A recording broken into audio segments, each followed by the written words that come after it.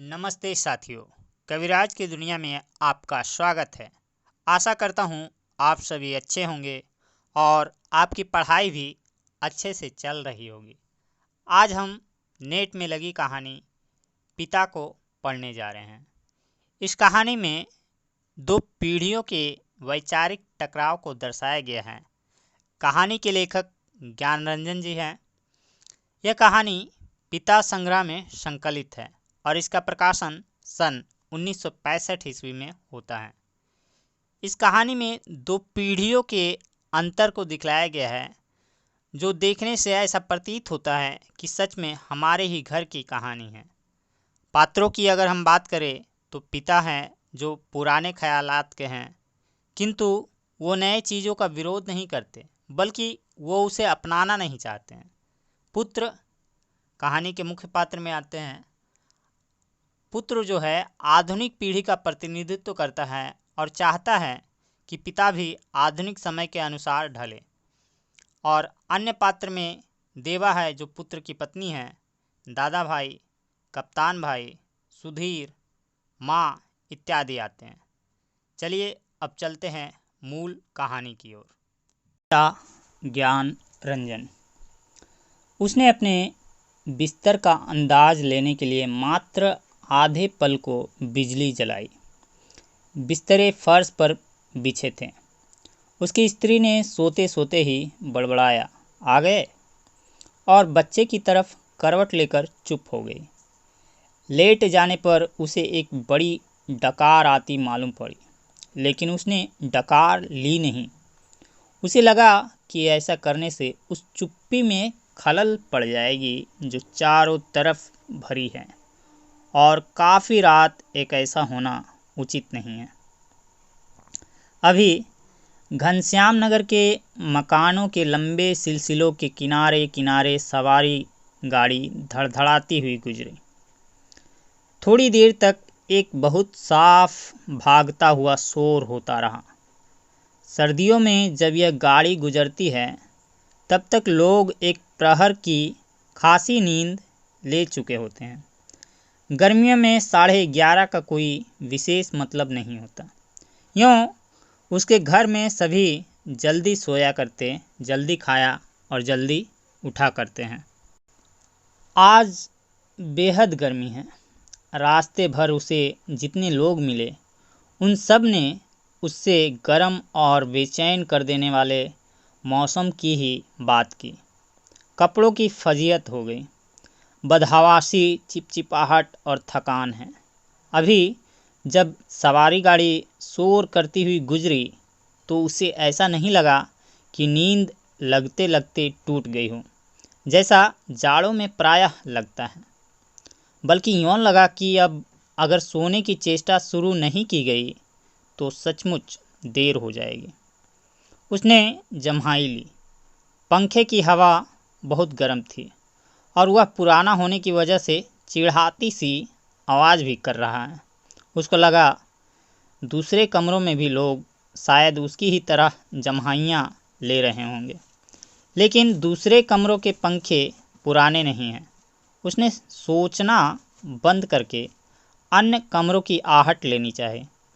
उसे कोई बहुत मासूम सी ध्वनि भी 1-1.5 मिनट तक नहीं सुनाई दी, जो सन्नाटे में काफ़ी तेज होकर आ सकती हो। तभी पिता की चारपाई बाहर चरमराई। वह किसी आहट से उठे होंगे। उन्होंने डांट कर उस बिल्ली का रोना चुप कराया जो शुरू हो गया था। बिल्ली थोड़ी देर चुप रहकर फिर रोने लगी। अब पिता ने डंडे को गच पर कई बार पटका और उस दिशा की तरफ खदेड़ने वाले ढंग से दौड़े जिधर से रोना आ रहा था। फिर हट हट चिल्लाए। वह जब घूम फिर कर लौट रहा था तो पिता अपना बिस्तरा बाहर लगाकर बैठे थे। कनखी से उसने उन्हें अपनी गंजी से पीठ का पसीना रगड़ते हुए देखा और बचता हुआ वह घर के अंदर दाखिल हो गया। उसे लगा कि पिता को गर्मी की वजह से नींद नहीं आ रही है, लेकिन उसे इस स्थिति से रोष हुआ। सब लोग पिता से अंदर पंखे के नीचे सोने के लिए कहा करते हैं, पर वह जरा भी नहीं सुनते। हमें क्या, भोगे कष्ट। कुछ देर पड़े रहने के बाद वह उठा और उसने उत्सुकतावश खिड़की से बाहर झांका। सड़क की बत्ती छाती पर है। गर्मियों में यह बेहद अखर जाता है। पिता ने कई बार करवटें बदली, फिर शायद चैन की उम्मीद में पाटी पर बैठ पंखा झलने लगे हैं।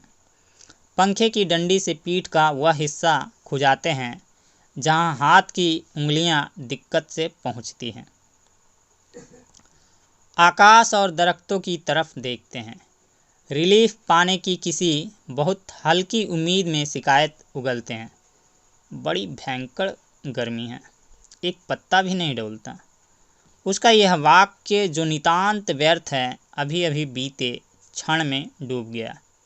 गर्मी बरकरार है और रहेगी, क्योंकि यह जाड़े बरसात का मौसम नहीं है। पिता उठकर घूमने लगते हैं। 1 या 2 बार घर का चक्कर चौकीदारों की तरह हो करते हुए लगाते हैं, ताकि कोई सेध वेंद न लग सके। लौटकर थके स्वर में हे ईश्वर कहते हुए उंगली से माथे का पसीना काटकर जमीन पर चुआने लगते हैं। बड़ा गजब है। कमरे की एक दीवार से टिक कर बैठ जाने पर वह काफ़ी तनाव से सोचने लगा। अंदर कमरों में पंखों के नीचे घर के सभी दूसरे लोग आराम से पसरे हैं। इस साल जो नया पेडस्टल खरीदा गया है वह आंगन में दादी अम्मी के लिए लगता है। बिजली का मीटर तेज चल रहा होगा, पैसे खर्च हो रहे हैं, लेकिन पिता की रात कष्ट में ही है। लेकिन गजब यह नहीं है, गजब तो पिता की जिद है। वह दूसरे का आग्रह अनुरोध माने तब ना। पता नहीं क्यों पिता जीवन की अनिवार्य सुविधाओं से भी चिढ़ते हैं। वह झल्लाने लगा। चौक से आते वक्त 4 आने की जगह 3 आने और 3 आने में तैयार होने पर 2 आने में चलने वाले रिक्शे के लिए पिता घंटे घंटे खड़े रहेंगे। धीरे धीरे सबके लिए सुविधाएं जुटाते रहेंगे, लेकिन खुद उसमें कम से कम या नहीं शामिल होंगे। पहले लोग उनकी काफ़ी चिरौरी किया करते थे, अब लोग हार गए हैं। जानने लगे हैं कि पिता के आगे किसी की चलेगी नहीं। आज तक किसी ने पिता को वॉश बेसिन में मुंह हाथ धोते नहीं देखा। बाहर आकर बगिया वाले नल पर ही कुल्ला दातुन करते हैं। दादा भाई ने अपनी पहली तनख्वाह से गुसलखाने में बड़े उत्साह के साथ एक खूबसूरत शावर लगवाया, लेकिन पिता को अरसे से हम बस आंगन में धोती को लंगोट की तरह बांधकर तेल चुपड़े बदन पर बाल्टी बाल्टी पानी डालते देखते आ रहे हैं। खुले में स्नान करेंगे, जनेऊ से छाती और पीठ का मैल काटेंगे। शुरू में दादा भाई ने सोचा पिता उसके द्वारा शावर लगवाने से बहुत खुश होंगे और उन्हें नई चीज़ का उत्साह होगा। पिता ने जब कोई उत्साह प्रकट न किया तो दादा भाई मन ही मन काफ़ी निराश हो गए। 1-2 बार उन्होंने हिम्मत करके कहा भी, आप अंदर आराम से क्यों नहीं नहाते? पिता आसानी से उसे टाल गए। लड़कों द्वारा बाजार से लाई बिस्किटें, महंगे फल, पिता कुछ भी नहीं लेते। कभी लेते भी हैं तो बहुत नाक भौं सिकोड़ कर उसके बेस्वाद होने की बात पर शुरू में ही जोर दे देते हुए अपनी अमावट, गजक और दाल रोटी के अलावा दूसरों द्वारा लाई चीज़ों की श्रेष्ठता से वह कभी प्रभावित नहीं होते। वह अपना हाथ पांव जानते हैं, अपना अर्जन, और उसी में उन्हें संतोष है। वे पुत्र जो पिता के लिए कुल्लू का सेब मंगाते और दिल्ली एम्पोरियम से बढ़िया धोतियाँ मंगाकर उन्हें पहनाने का उत्साह रखते हैं थे, अब तेजी से पिता विरोधी होते जा रहे हैं। सुखी बच्चे भी अब गाहे बगाहे मुंह खोलते हैं और क्रोध उगल देते हैं। लद लद बाहर आम के 2 सीकड़ों के लगभग एक साथ गिरने की आवाज़ आई। वह जानता है पिता आवाज़ से स्थान साधने की कोशिश करेंगे। टटोलते टटोलते अंधेरे में आम खोजेंगे और एक खाली गमले में इकट्ठा करते जाएंगे। शायद ही रात में एक दो आम उनसे चूक जाते हैं, ढूंढने पर नहीं मिलते, जिनको सुबह पा जाने के संबंध में उन्हें रात भर संदेह होता रहेगा। दीवार से काफ़ी देर एक ही तरह टिके रहने से उसकी पीठ दुखने लगी थी। नीचे रीढ़ के कमर वाले हिस्से में रक्त की चेतना बहुत कम हो गई। उसने मुद्रा बदली। बाहर पिता ने फाटक खोलकर सड़क पर लड़ते चिचियाते कुत्तों को हड़काया। उसे यहाँ खीज हुई। कई बार कहा, मोहल्ले में हम लोगों का सम्मान है, भले लोग आया जाया करते हैं, आपको अंदर सोना चाहिए, ढंग के कपड़े पहनने चाहिए और चौकीदारों की तरह रात को पहरा देना बहुत ही भद्दा लगता है।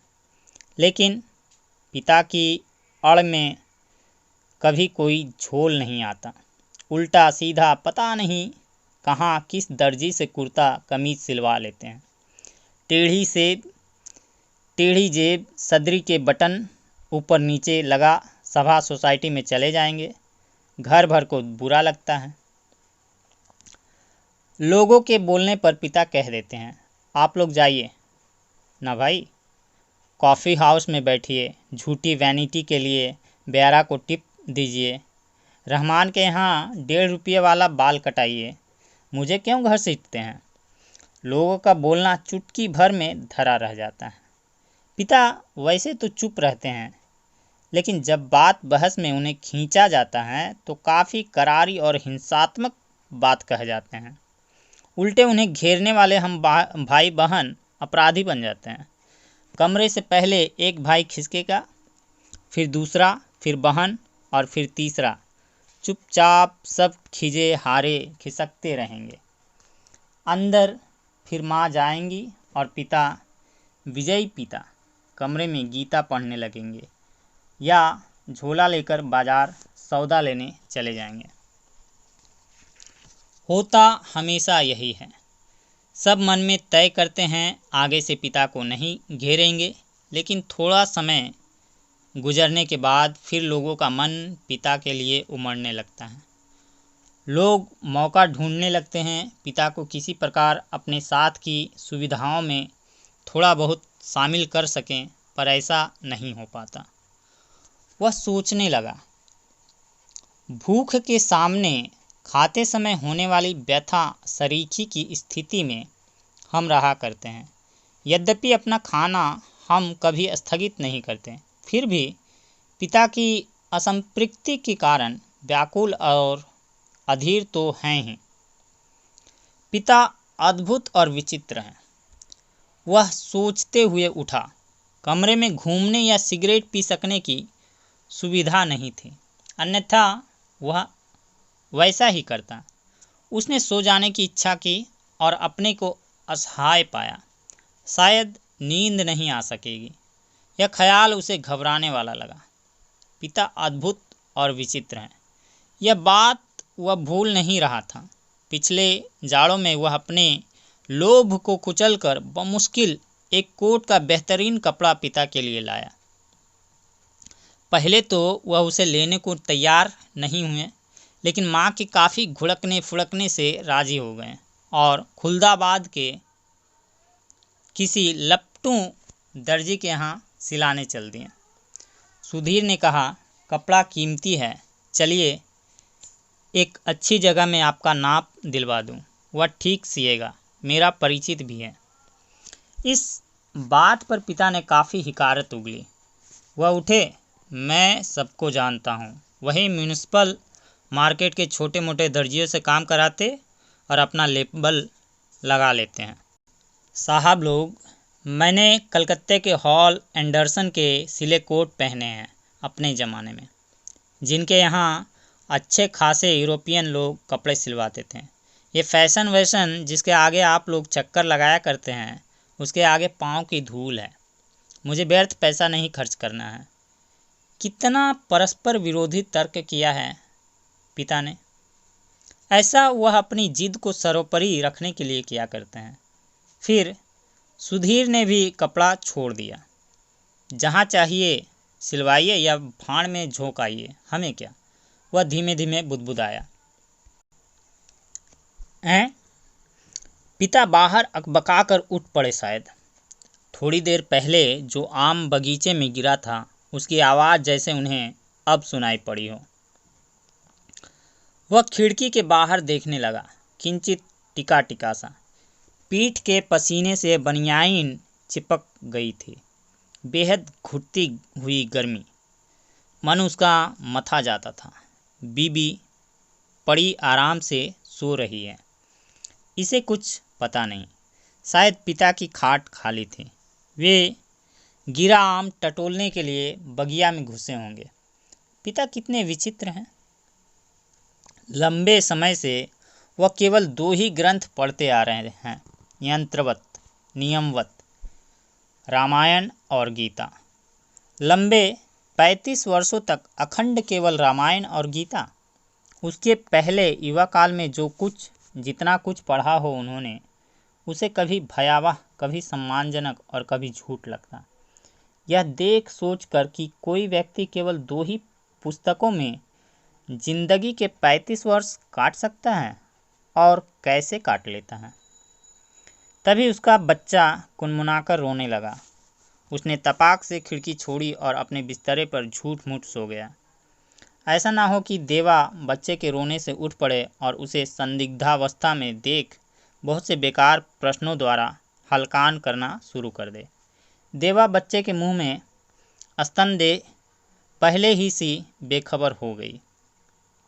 वह खुद बिस्तरे पर सोता मालूम पड़कर भी जागता रहा। स्तन चूसने की चप चप आवाज़ आती रही और थोड़ी देर बाद बंद हो गई।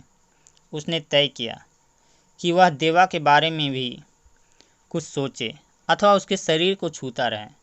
उसने देवा के कूल्हे पर हाथ रख दिया, लेकिन उसे तनिक भी उत्तेजना अपने अंदर महसूस नहीं हुई। उसने थोड़ी देर उत्तेजना की प्रतीक्षा की। अपनी इस हरकत से उसे ऊब होने लगी और मन भी लांछित करने लगा। बाहर पिता सो या जाग रहे हैं, जैसा भी हो वह बड़े जबरदस्त हैं। इस समय बाहर रहकर बाहरी होते जा रहे हैं। घर के अंदरूनी हिस्से में लोग आराम से या कम आराम से किसी तरह सो तो गए ही होंगे। वह विषादग्रस्त हुआ और अनुभव करने लगा, हमारे समाज में बड़े बूढ़े लोग जैसे बहू बेटियों के निजी जीवन की स्वच्छंद रहने देने के लिए अपना अधिकांश समय बाहर व्यतीत किया करते हैं। क्या पिता ने भी वैसा ही करना तो नहीं शुरू कर दिया है? उसे पिता के बूढ़ेपन का ख्याल करके सिहरन हुई। फिर उसने दृढ़ता से सोचा, पिता अभी बूढ़े नहीं हुए हैं, उन्हें प्रतिक्षण हमारे साथ साथ जीवित रहना चाहिए। भरसक पुरानी जीवन व्यवस्था कितनी कठोर थी। उसके मस्तिष्क में एक भिंचाव आ गया। विषाद सर्वोपरि था। उसे आंखों में हल्का जल लगने लगा। अगर कोई शीत युद्ध न होता पिता और पुत्रों के बीच, तो वह उन्हें जबरन पंखे के नीचे लाकर सुला देता। लेकिन उसे लगा कि उसका युवापन एक प्रतिष्ठा की जिद कहीं चुराए बैठा है। वह इस प्रतिष्ठा के आगे कभी बहुत मजबूर, कभी कमज़ोर हो जाता है और उसे भुगत भी रहा है। दरअसल उसका जी अक्सर चिल्ला उठने को हुआ है, पिता तुम हमारा निषेध करते हो, तुम ढोंगी हो, अहंकारी, वज्र अहंकारी। लेकिन वह कभी चिल्लाया नहीं। उसका चिल्ला सकना मुमकिन भी नहीं था। वह अनुभव करता था उसके सामने जिंदगी पड़ी है और पिता पर इस तरह चिल्लाने में उसका नुकसान हो सकता है। उसको लगा पिता लगातार विजयी है, कठोर है तो क्या, उन्होंने पुत्रों के सामने अपने को कभी पसारा नहीं। लगता है दीवारों पर भी पसीना चुचुहा आया है। खुद को छुरा भोंक देने या दीवार पर सिर पटकने या सोती बीवी के साथ पाशविक हो जाने का ढोंग सोचने के बाद भी गर्मी की बेचैनी नहीं कटी। उसने ईश्वर को बुदबुदाना चाहा, लेकिन वैसा नहीं किया। केवल हल्के हल्के हाथ के पंजों से सिर के बालों को दबोचकर वह रह गया। गर्मी के मौसम से कहीं अधिक प्रबल पिता है। उसके सामने एक घटना मजबूती से टंग गई। उसने घटना को मन में दोहराया। वायुसेना में नौकरी करने वाला कप्तान भाई बहन के यूनिवर्सिटी के खर्चे के लिए 2 वर्ष तक 50 रुपये भेजता रहा था।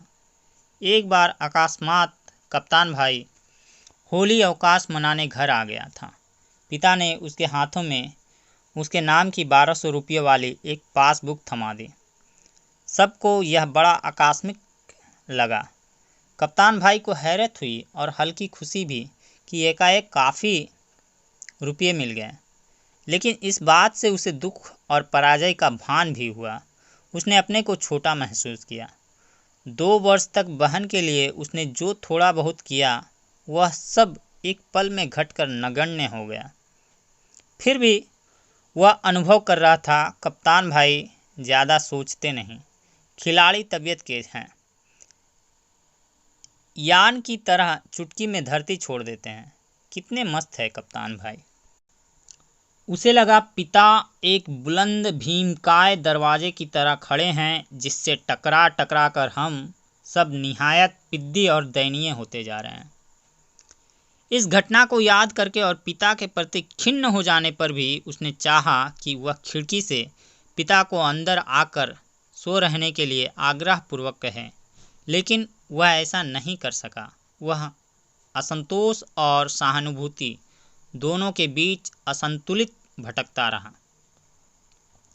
न लोको शेड से उठती इंजनों की सटिंग ध्वनि, न कंक्रीट की ग्रैंड ट्रक पर से होकर आती धूमनगंज की ओर इक्के दुक्के लौटते इक्को के घोड़ों की टाप, न झगड़ते कुत्तों की भौंक भांक। बस कहीं उल्लू एक गति, एक वजन और विभत्सता में बोल रहा है। रात्रि में शहर का आभास कुछ पलों के लिए मर सा गया है। उसको उम्मीद हुई कि किसी भी समय दूर या पास से कोई आवाज़ अकस्मात उठ जाएगी, घड़ी टनटना जाएगी या किसी दौड़ती हुई ट्रक का तेज लंबा हॉर्न बज उठेगा और शहर का मरा हुआ आभास पुनः जीवित हो जाएगा। पूरा पूरा शहर कभी नहीं सोता या मरता। बहुत से सोते हुए जान पड़ने वाले भी संक्षिप्त ध्वनियों के साथ या लगभग ध्वनिहीनता के बीच जगे होते हैं। रात काफ़ी बीत चुकी है और इस समय वह सब सोचना सिवाय सोने के कितना निरर्थक है। शायद पिता औंध गए हैं।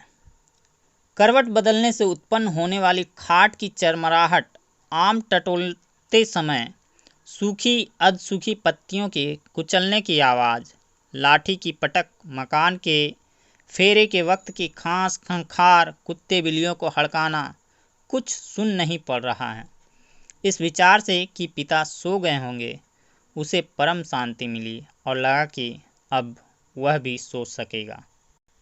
शीघ्र नींद के लिए उसने टकटकी बांधकर पंखे की तरफ देखना शुरू किया। गर्म हवा के बावजूद दिन भर की व्यर्थ थकान और सोच विचार से पस्त हो जाने की वजह से वह नींद में चित्त हो गया।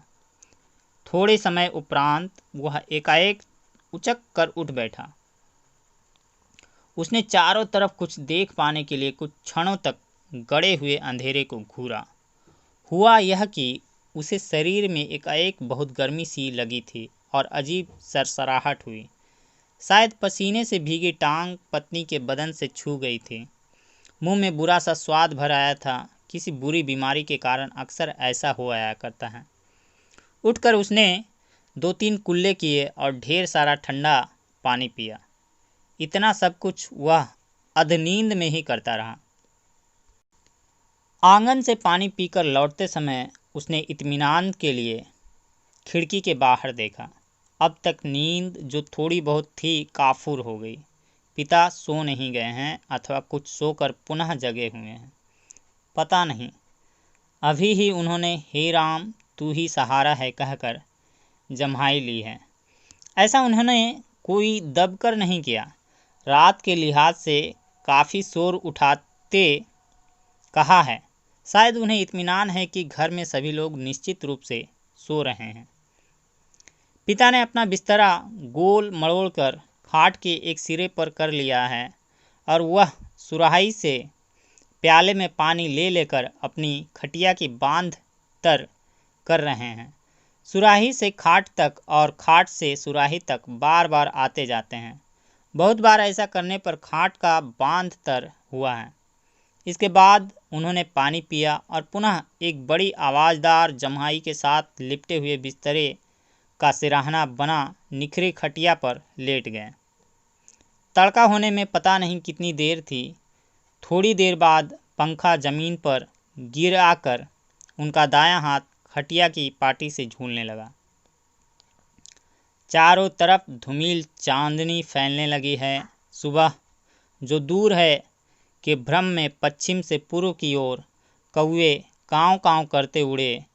वह खिड़की से हटकर बिस्तरे पर आया। अंदर हवा वैसी ही लू की तरह गर्म है। दूसरे कमरे स्तब्ध है।